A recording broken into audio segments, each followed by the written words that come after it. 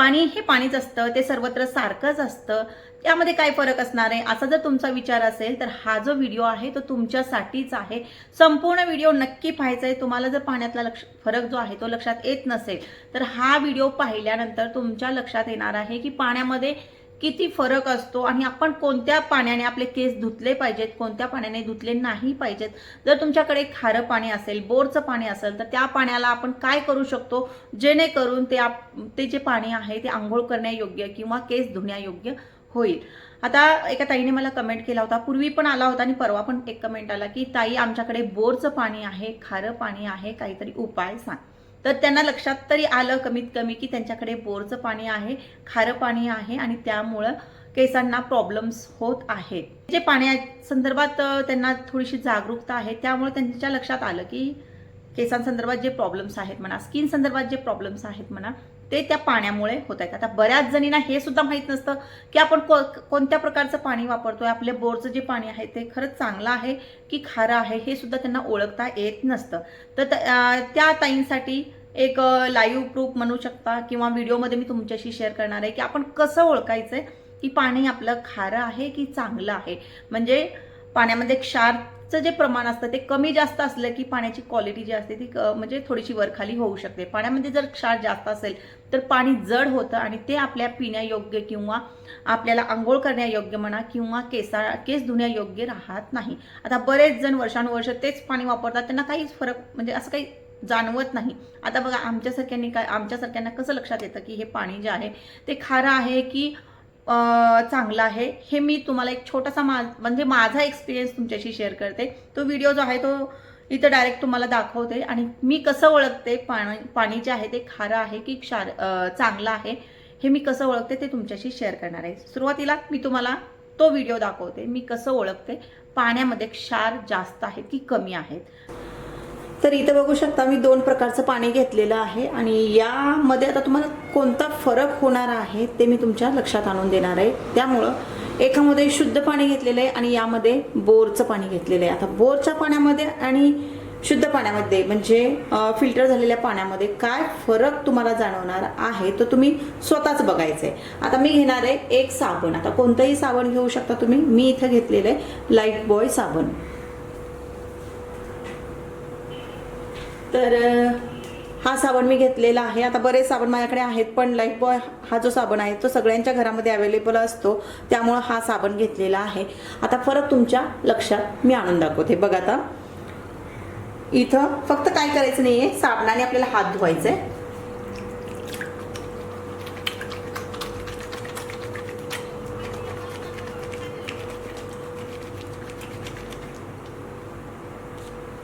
बघू शकता फेस तुम्ही बघा, धुवून काढू हात।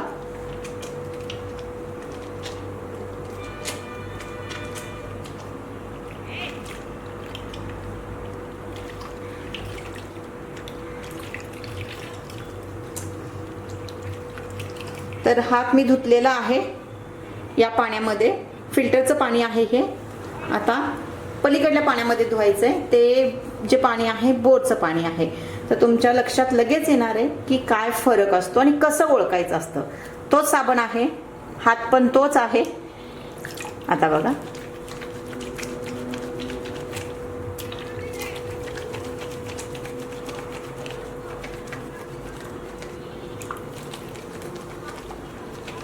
बराच वेळ फेस होत नाहीये, ठीक आहे फेस झालेला आहे। आता हात धुवून काढायचे आपल्याला। फेस बघा बराच वेळ साबण घासल्यानंतर हा फेस झालेला आहे आणि आता आपण हात धुतोय। खूप साधी सोपी पद्धत मी तुमच्याशी शेअर करते। आपल्या पाण्यामध्ये क्षार आहे की नाही किंवा आहे तर केवढा आहे हे ओळखण्यासाठी तुम्हाला एवढं पुरेसं आहे। फक्त एका साबणाने आपण पाण्यामध्ये क्षार आहे की नाही हे ओळखू शकतो। आता बघा दोन्ही पाण्यामध्ये फरक काय दिसतोय तुम्ही बघायचंय, जवळून बघायचंय। मी आता जवळून दाखवते तुम्हाला, एकदम जवळून दाखवते। तर हे बघा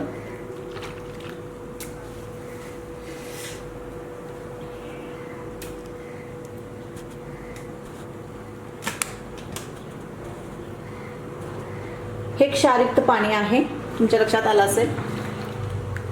हे जे पाणी आहे खाली जर तुम्ही बघितलात तर तुम्हाला लक्षात येईल की दूध ज्या पद्धतीनं फुटतं त्या पद्धतीने यामध्ये साबण फुटलेला आहे असं म्हणू शकतो. म्हणजे येतंय का लक्षात तुमच्या? दूध फुटल्यानंतर ज्या पद्धतीनं होतं त्या पद्धतीनं या पाण्यामध्ये तुम्हाला आतमध्ये दिसणार आहे, म्हणजे गोळे गोळे दिसणार आहे साबणाचे. आणि फेस पण लक्षात येणार आहे या साबणाचा, या पाण्यामध्ये फेस कमी झालेला आहे. आणि जेव्हा की आपण खूप जास्त साबण या पाण्यामध्ये घासलेला आहे, म्हणजे क्षारयुक्त पाण्यामध्ये साबण जास्त वेळ लावलेला आहे हातांना, तेव्हा कुठे फेस झाला आणि त्यानंतर फेस बघा कमी झाला आणि आतमध्ये गाठी गाठी झालेल्या आहेत साबणाच्या. दिसतंय का तुम्हाला गाठी गाठी? हे बघा या पद्धतीनं आतमध्ये गाठी गाठी झालेल्या आहेत. याचाच अर्थ काय की या पाण्यामध्ये क्षार आहे. आणि आता इथं बघा, याला सुद्धा मी जवळून दाखवते, तर याचा फेस जो आहे तो आणखीन कमी झालेला नाहीये या पाण्याचा. आणि आतमध्ये पाणी जे आहे ते पांढरं झालेलं आहे, पण आतमध्ये कुठंही तुम्हाला दूध फाटल्यासारखं दिसणार नाही, म्हणजे गाठी गाठी दिसणार नाही आहेत साबणाच्या. यामध्ये आणि यामध्ये फरक तुमच्या लक्षात आलाच असेल. थोडंसं निरीक्षण केलं की लगेच फरक जो आहे तो लक्षात येतो. तर बघा हा फरक असणार आहे. क्षारयुक्त पाणी ओळखण्याचा खूप सोपा उपाय तुम्ही म्हणू शकता किंवा सोपी पद्धत म्हणू शकता. साबणाने हात धुवायचा त्या पाण्यामध्ये, आणि क्षार जर पाण्यामध्ये असतील तर त्या पाण्यावरती एक लेअर येईल म्हणा, किंवा दूध फुटल्यासारखं साबण फुटेल या पाण्यामध्ये, म्हणजे क्षार असलेल्या पाण्यामध्ये. आणि शुद्ध पाण्यामध्ये तसं होणार नाही, साबण फुटणार नाही किंवा दूध फुटल्यासारखं दिसणार नाही तुम्हाला. तर हाच फरक तुम्ही सोप्या पद्धतीनं हीच पद्धत तुम्ही तुमच्या घरात सुद्धा अवलंबू शकता. तुमच्या घरातलं पाणी जे आहे ते क्षारयुक्त आहे की नाही, शुद्ध पाणीच आहे ना, हे तुम्ही तुमच्या पद्धतीनं ट्राय करू शकता. आणि घरामध्ये तुम्ही तुमचं पाणी शुद्ध आहे की नाही ते ओळखू शकता. जर असं झालं, दूध फुटल्यासारखं झालं, तर पाणी क्षारयुक्त आहे, खारं आहे, पिण्यायोग्य नाही, केस धुण्यायोग्य नाही, आंघोळ करण्यायोग्य नाही असं समजून घ्या.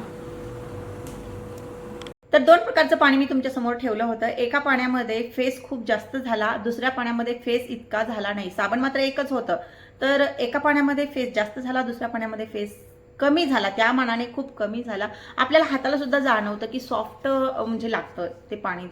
ज्या पाण्यामध्ये क्षार कमी असतात त्या पाण्याने जेव्हा आपण साबणाने हात धुतो तेव्हा आपल्या हाताला थोडंसं सॉफ्टनेसपणा जाणवतो, आणि दुसऱ्या पाण्यामध्ये थोडंसं हार्ड वाटतं.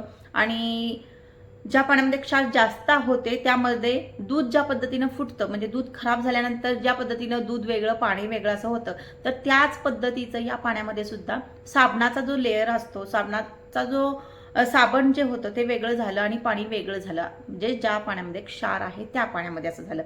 पण ज्या पाण्यामध्ये क्षार नाही, जे पाणी शुद्ध आहे त्या पाण्यामध्ये साबण वेगळा, फेस वेगळा, किंवा दूध फुटल्यासारखं त्या पाण्यामध्ये अजिबात झालं नाही. साबण पाण्यामध्ये मिक्स होऊन गेला म्हणू शकतो आपण.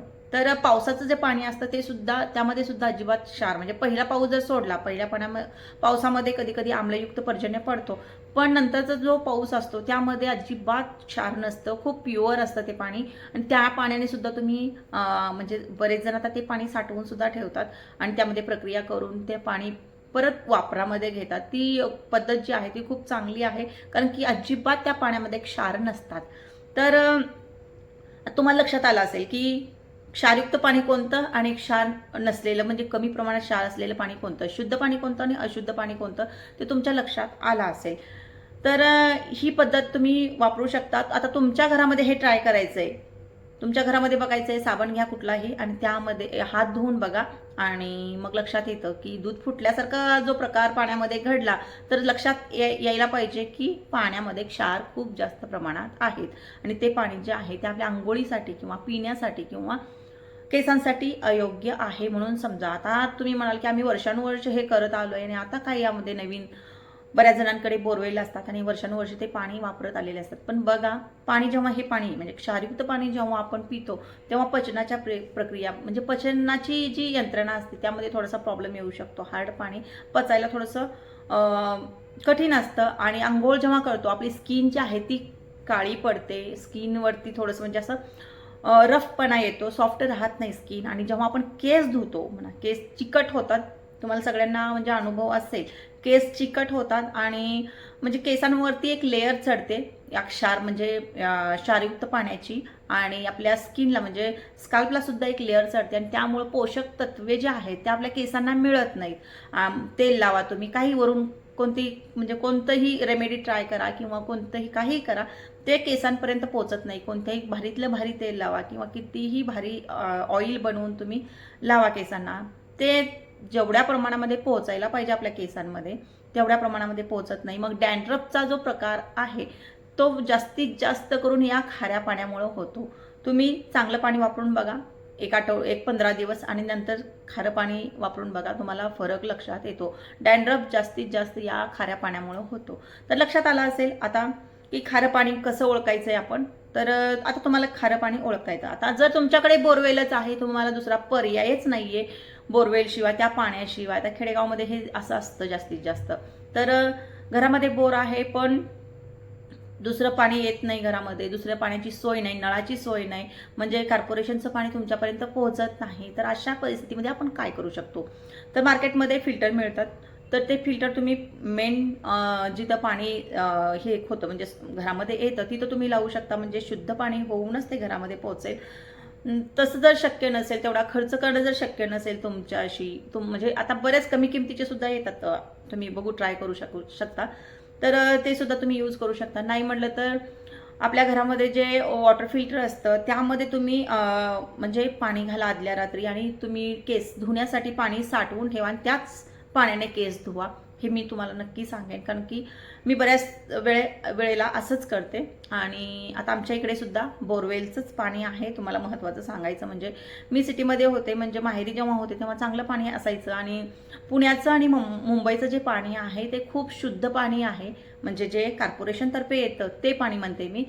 कारण की मी पुण्यामध्ये काही दिवस राहिलेली आहे मावशीकडे आणि तेव्हा मला लक्षात आलं की पुण्याचं पाणी जे आहे ते खरंच खूप छान आहे आणि अख्ख्या भारतामध्ये आपलं पुण्याचं आणि मुंबईचं पाणी एक नंबरवरती आहे. हे जी व्हीला म्हणजे जी न्यूजला सुद्धा DNA मध्ये सांगितलेलं आहे की पुण्याचं आणि मुंबईचं पाणी जे आहे ते अख्ख्या भारतामध्ये म्हणजे पुण्याचं आणि मुंबईचं जे पाणी आहे, कॉर्पोरेशनचं जे पाणी आहे ते अख्ख्या भारतामध्ये जिथं पण म्हणजे फिल्टर केलं जातं त्यापेक्षा कितीतरी पटीने चांगलं पाणी पुण्याला आणि मुंबईला पोहोचवलं जातं. तर तुम्ही पुण्या मुंबईमध्ये असाल आणि तुमच्या घरी कॉर्पोरेशनचं जर पाणी येत असेल तर तुम्ही बिनधास्त राहू शकता. पण आमच्यासारख्या खेडेगावच्या लोकांसाठी मात्र वॉटर फिल्टर तुम्ही यूज करू शकता. ते शक्य नसेल तर, काहीच शक्य नसेल तर लास्टचा पर्याय मी तुम्हाला सांगते. आदल्या दिवशी तुम्ही काय करायचं, एक बादलीभर पाणी घ्यायचं, त्यामध्ये चिंचुका जेवढा असतो म्हणजे चिंचेमध्ये जे बी असतं तेवढं तुरटी टाकायची. म्हणजे हे खूप परंपरागत चाललेली पद्धत आहे पाणी शुद्ध करायची. त्या पाण्यामध्ये काय करायचं, तुरटी टाकून ठेवायची एक बादलीवर पाण्यामध्ये. तुम्हाला जेवढं पाणी केस धुण्यासाठी लागतं म्हणा किंवा आंघोळीसाठी लागतं म्हणा तेवढ्या पाण्यामध्ये तुम्ही काय करायचं, एक चिंचुका जेवढा असतो म्हणजे चिंचेमध्ये जेवढं बी असतं तेवढं तुरटी घ्यायची आणि ती त्या पाण्यामध्ये टाकायची आणि सकाळी उठून वरचं पाणी काढून घ्यायचं आणि त्या पाण्याने तुम्ही हेअर वॉश करू शकता. पण हे जे आहे थोडं तरी पण थोडे का होईना क्षार त्यामध्ये असतातच. पूर्णपणे 100% नाही पण 90% का होईना कमी होतात क्षार. तर ते पाणी तुम्ही यूज करू शकता. शक्यतो फिल्टरचा वापर करा आणि ते शक्य नसेल तर मग तुरटी तुम्ही वापरू शकता. तर हा फरक तुमच्या लक्षात आला असेल. मी तुम्हाला व्हिडिओमध्ये दाखवण्याचा प्रयत्न केलेला आहे की पाणी, खारं पाणी आणि शुद्ध पाणी कसं ओळखायचं आहे. पाणी सगळीकडे सारखं नसतं. पाणी एकाच गावामध्ये 2 बोर जरी असल्या तर त्या बोरचं पाणी वेगळं असू शकतं आणि या बोरचं पाणी सुद्धा वेगळं असू शकतो. आता आमच्या गावामध्येच हा फरक होता की बरेच बोरवेल होते म्हणजे बोर होत्या, पण एक बोर अशी होती की त्याचं खूप जास्त खारं पाणी होतं आणि बरेच लोक त्या बोरचं म्हणजे त्या हापसा म्हणतो आम्ही, आमच्या भागामध्ये त्याला हापसा म्हणतात, तर त्या हापशाचं पाणी टाळलं जायचं. म्हणजे जास्त गर्दीच नसायची त्या हापशाला, कारण की तिथलं पाणी जे आहे ते प्यायला सुद्धा चव नव्हती त्याची आणि वापरायला सुद्धा चिकट होतं. त्यामुळं हा फरक जो असतो तो तुमच्या लक्षात आलाच असेल. आशा करते यानंतर तुम्ही क्षारयुक्त पाण्याने केस धुणार नाहीत, क्षारयुक्त पाण्याने आंघोळ करणार नाहीत. काहीच पर्याय नसेल तर तुरटीचा वापर नक्की करा. आणि हो, या संदर्भात बऱ्याच दिवसापासून बोलायचं होतं म्हणून थोडासा व्हिडिओ बोलण्यासंदर्भ, म्हणजे फक्त यामध्ये काहीच नाही आहे, फक्त पाण्यासंदर्भात मी तुम्हाला थोडीशी माहिती दिली आहे. कारण की पाणी हा इम्पॉर्टंट भाग आहे आपल्या केसांसाठी सुद्धा आणि स्किनसाठी सुद्धा. तर आशा करते लक्षात आलं असेल खारं पाणी कसं आणि प्युअर शुद्ध पाणी कसं, हे कसं ओळखायचं. तर व्हिडिओ आवडला तर व्हिडिओला लाईक नक्की करा, चॅनलला पण सबस्क्राईब नक्की करा आणि परत आपण भेटणारच आहोत नवीन एका व्हिडिओमध्ये. तोपर्यंत बाय बाय.